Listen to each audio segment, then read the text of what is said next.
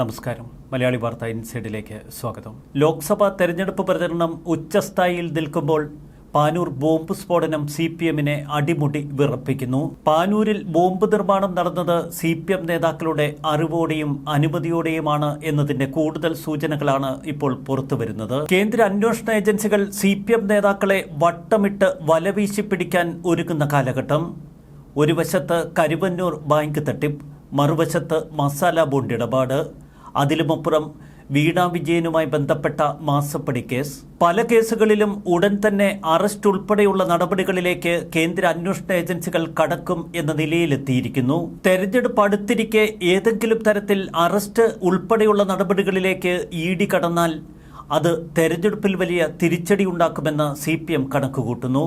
അതുകൊണ്ട് തന്നെ വീണ വിജയൻ ഉൾപ്പെടെയുള്ളവരെ അറസ്റ്റ് ചെയ്യാൻ കേന്ദ്ര അന്വേഷണ ഏജൻസികൾ മുതിർന്നാൽ പകരം കേരളത്തിൽ കലാപം സൃഷ്ടിക്കലാകും CPM-ന്റെ ലക്ഷ്യമെന്ന് ജന്മഭൂമി ഉൾപ്പെടെയുള്ള മാധ്യമങ്ങൾ റിപ്പോർട്ട് ചെയ്യുന്നു. CPM തയ്യാറാക്കിയ കൃത്യമായ പദ്ധതിയുടെ ഭാഗമാണ് ഈ ബോംബ് സ്ഫോടനം.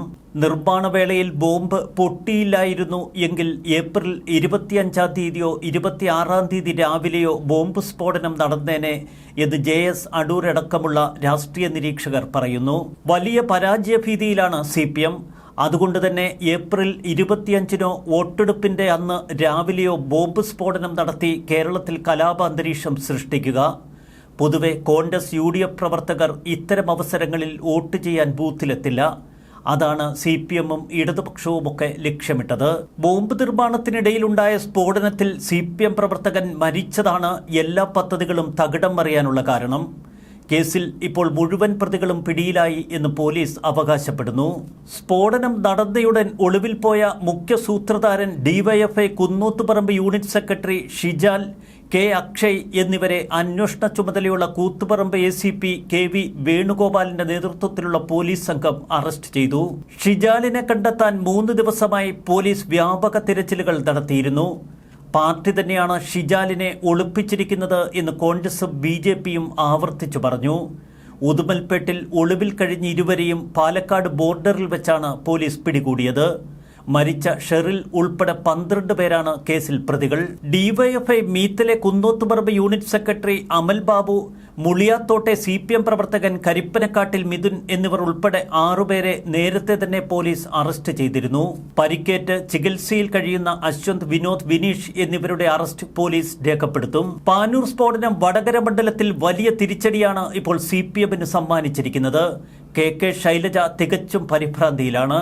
കണ്ണൂർ അടക്കമുള്ള ലോക്സഭാ മണ്ഡലങ്ങളിൽ അതിന്റെ പ്രതിഫലനമുണ്ടാകും എന്നു വ്യക്തം. വടകര പാർലമെന്റ് മണ്ഡലത്തിൽ സംസ്ഥാന കമ്മിറ്റി അംഗമായ P. ജയരാജനാണ് തെരഞ്ഞെടുപ്പ് പ്രചരണത്തിന് ചുക്കാൻ പിടിക്കുന്നത്. ബോംബ് നിർമ്മാണങ്ങളുടെ സൂത്രധാരനെന്നാണ് പൊതുവെ BJP നേതൃത്വം P. ജയരാജനെ വാഴ്ത്തിപ്പാടുന്നത്. P. ജയരാജൻ തെരഞ്ഞെടുപ്പ് പ്രചരണങ്ങൾക്ക് ചുക്കാൻ പിടിക്കുന്നത് കൊണ്ട് തന്നെ പാർട്ടി പ്രവർത്തകർ നടത്തിയ ബോംബ് നിർമ്മാണത്തെ ചൊല്ലിയുള്ള വിമർശനങ്ങൾ ഏറെയും വിരൽ ചൂണ്ടുന്നത് P. ജയരാജനിലേക്ക്. KK ശൈലജയ്ക്കും ഇപ്പോൾ സംശയങ്ങൾ ഏറി വരുന്നു. പിണറായി വിജയനുമായി അഭിപ്രായ വ്യത്യാസമുണ്ടായിരുന്ന കാലഘട്ടത്തിൽ KK ശൈലജയ്ക്ക് മാനസിക പിന്തുണ നൽകിയ വ്യക്തിയാണ് P. ജയരാജൻ. എന്നാൽ കാര്യങ്ങൾ കൈവിടുന്നതിൽ എത്തി നിൽക്കുന്നു. മുമ്പൊരിക്കൽ വടകര മണ്ഡലത്തിൽ P. ജയരാജൻ മത്സരിച്ച് പരാജയപ്പെട്ടിരുന്നു. താൻ മത്സരിച്ച് പരാജയപ്പെട്ടിടത്ത് KK ശൈലജ വിജയിച്ച് കയറണ്ട എന്നൊരുപക്ഷെ ജയരാജനുമുണ്ടാകാം. TP ചന്ദ്രശേഖരൻ വധക്കേസും CPM-ന്റെ അക്രമ രാഷ്ട്രീയവും ബോംബ് രാഷ്ട്രീയവുമൊക്കെ ഇപ്പോൾ വലിയ തോതിൽ കേരളത്തിലെ തെരഞ്ഞെടുപ്പിൽ ചർച്ചയാകുന്നു. വലിയ പതനമാണ് CPM-ന് സംഭവിച്ചിരിക്കുന്നത്. തനിക്കെതിരെ ഉയർന്നുവരുന്ന പ്രചരണങ്ങളെ സ്വന്തം നിലയിൽ പ്രതിരോധിക്കേണ്ട ഗതികേടിലായിരിക്കുന്നു KK ശൈലജ. KK ശൈലജയ്ക്കൊപ്പം ബോംബ് സ്ഫോടനത്തിൽ കൊല്ലപ്പെട്ട വ്യക്തി നിൽക്കുന്ന ഫോട്ടോ തന്നെയാണ് ശൈലജയ്ക്ക് ഏറെ വിനയുണ്ടാക്കിയതും. പാനൂർ സ്ഫോടനത്തിൽ ഉൾപ്പെട്ടവരുടെ രാഷ്ട്രീയ പശ്ചാത്തലം തിരയേണ്ടതില്ല എന്ന് KK ശൈലജ ആവർത്തിച്ചു പറയുന്നു. തിരഞ്ഞാൽ ചെന്നെത്തുന്നത് CPM-ന്റെ അകത്തളങ്ങളിലായിരിക്കും എന്ന് ശൈലജയ്ക്ക് വ്യക്തമായി അറിയാം. അതുകൊണ്ടാണ് അവർ പറയുന്നത്, ഒരു കുടുംബത്തിൽ പോലും പലതരത്തിൽ പിഴച്ച യുവത്വമുണ്ടാകുമല്ലോ, അത്തരം ചില ആളുകളാണ് എന്ന് കരുതിയാൽ മതി. ഏറ്റവും വിചിത്രമായ പ്രസ്താവനകളാണ് ഇന്നലെ പാർട്ടി നേതൃത്വം നടത്തിയത്. പാർട്ടിയുടെ സംസ്ഥാന സെക്രട്ടറി MV ഗോവിന്ദൻ പറഞ്ഞത് പോലീസ് അറസ്റ്റ് ചെയ്തത് രക്ഷാപ്രവർത്തകരെയെന്ന്. പാനൂരിൽ ബോംബ് നിർമ്മാണത്തിനിടയിലുണ്ടായ സ്ഫോടനത്തിൽ CPM-ന് പങ്കില്ല എന്ന് ഗോവിന്ദൻ ആവർത്തിക്കുന്നു. ബോംബ് പൊട്ടിയ സ്ഥലത്ത് സന്നദ്ധ പ്രവർത്തനത്തിനെത്തിയ DYFI-കാരനെയാണ് അത്രേ പോലീസ് കേസിൽ പ്രതി ചേർത്തത്. തെരഞ്ഞെടുപ്പ് മുന്നിൽ കണ്ട് CPM-നെ തകർക്കാനുള്ള ശ്രമമാണ് കോൺഗ്രസും BJP-യും ഒക്കെ നടത്തുന്നത് എന്ന് ഗോവിന്ദൻ പറയുമ്പോൾ ആരാണ് ആഭ്യന്തര വകുപ്പ് ഭരിക്കുന്നത് എന്ന് BJP-യും കോൺഗ്രസും തിരികെ ചോദിക്കുന്നു.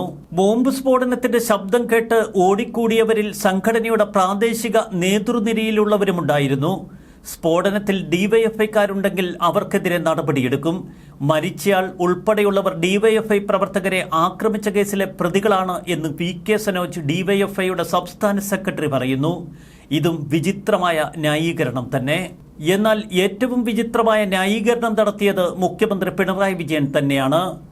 ബോംബ് സ്ഫോടനവും ബോംബ് നിർമ്മാണവും ഒക്കെ നടത്തിയ DYFI പ്രവർത്തകരെ കൈയൊഴിയില്ല എന്ന സന്ദേശമാണ് പിണറായി വിജയൻ നൽകുന്നത്. ബോംബ് നിർമ്മാണത്തിനിടയിൽ മരിച്ച CPM പ്രവർത്തകന്റെ വീട് പാർട്ടി നേതാക്കൾ സന്ദർശിച്ച സംഭവത്തിൽ ജാഗ്രത കുറവുണ്ടായില്ല എന്ന് പിണറായി പറയുന്നു. മരിച്ച ഒരാളുടെ വീട്ടിൽ പോകുന്നതും ബന്ധുക്കളെ ആശ്വസിപ്പിക്കുന്നതുമൊക്കെ നാട്ടിൽ നടക്കുന്ന കാര്യമാണ്. ബോംബ് നിർമ്മാണത്തെ അംഗീകരിക്കാനാവില്ല. കേരളത്തിൽ ബോംബ് നിർമ്മിക്കേണ്ട ആവശ്യമില്ല എന്ന് മുഖ്യമന്ത്രി വിശദീകരിക്കുന്നു. ഈ സംഭവത്തെ രാഷ്ട്രീയമായി കാണേണ്ടതില്ല എന്നും അദ്ദേഹം വിശദീകരിച്ചു.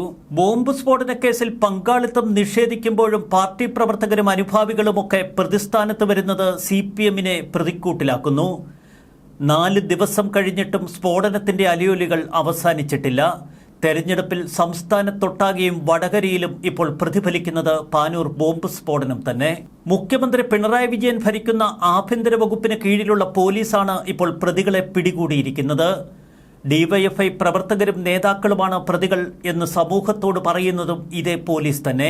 അവരെ എങ്ങനെ നിഷേധിക്കാൻ ഈ മുഖ്യമന്ത്രിക്ക് കഴിയും? തുടക്കത്തിൽ ബോംബ് സ്ഫോടനത്തിൽ ഉൾപ്പെട്ടവരെ പൂർണ്ണമായി തള്ളിപ്പറഞ്ഞിരുന്ന പാർട്ടി ഇപ്പോൾ അവരെ പിന്തുണയ്ക്കുക മാത്രമല്ല അവർക്കൊപ്പം ചേർന്ന് നിൽക്കുന്ന കാഴ്ചയാണ് നമ്മൾ കാണുന്നത്. അറസ്റ്റിലായ പ്രതികളിൽ ചിലർ രക്ഷാപ്രവർത്തനത്തിനെത്തിയവരാണ് എന്നും MV ഗോവിന്ദൻ പറയുമ്പോൾ അറസ്റ്റിലായ പ്രതികളിൽ ചിലർ രക്ഷാപ്രവർത്തനത്തിനെത്തിയവരാണ് എന്നൊക്കെ MV ഗോവിന്ദൻ വിശദീകരിക്കുമ്പോൾ എന്തു പറയാനാണ് ഈ കേരളം? 2 ആഴ്ച മുമ്പ് കൂയമ്പിയിൽ ക്ഷേത്രോത്സവത്തിനോടനുബന്ധിച്ച് ഇരുവിഭാഗങ്ങൾ രാഷ്ട്രീയേതര കാരണങ്ങളാൽ ഏറ്റുമുട്ടിയിരുന്നു.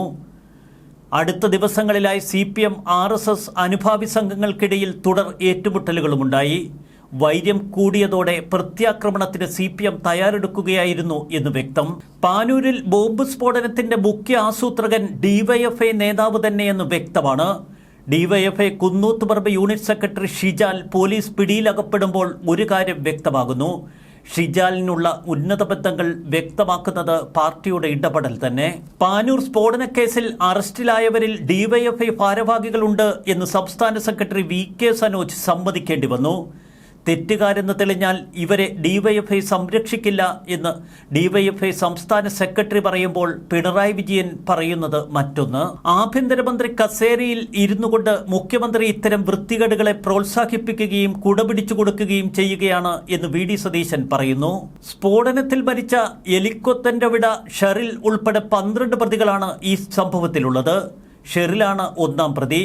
അടുപ്പ് കൂട്ടിയ പറമ്പത്ത് സബിൻലാൽ, കുന്നോത്തുപറമ്പ് കിഴക്കിയിൽ K അതുൽ, ചെണ്ടയാട് പാടാൻ താഴെ ഉറുവുള്ളക്കണ്ടിയിൽ അരുൺ, മിത്തലെ കുന്നോത്തുപറമ്പ് ചിറക്കണ്ടിമ്മൽ V സായൂജ്, മുളിയാത്തോട് K മിഥുൻ, കുന്നോത്തുപറമ്പ് അമിൽ ബാബു എന്നിവർ നേരത്തെ അറസ്റ്റിലായിരുന്നു. ഷെറിന്റെ സംസ്കാര ചടങ്ങിൽ പ്രാദേശിക CPM നേതാക്കളും KP മോഹനൻ MLA-യും പങ്കെടുത്തതിനെ മനുഷ്യത്വത്തിന്റെ ഭാഗമായി കണ്ടാൽ മാത്രം മതിയെന്നാണ് പിണറായി വിജയന്റെ ന്യായീകരണം. പാനൂർ സംഭവത്തിൽ നിന്ന് കൈകഴുകാൻ CPM-ന് കഴിയുന്നില്ല. അതുകൊണ്ട് തന്നെ ആകെ അങ്കലാപ്പിലായിരിക്കുകയാണ് ഇപ്പോൾ പാർട്ടിയുടെ കലാപമുഖമാണ് പുറത്തു വന്നിരിക്കുന്നത്.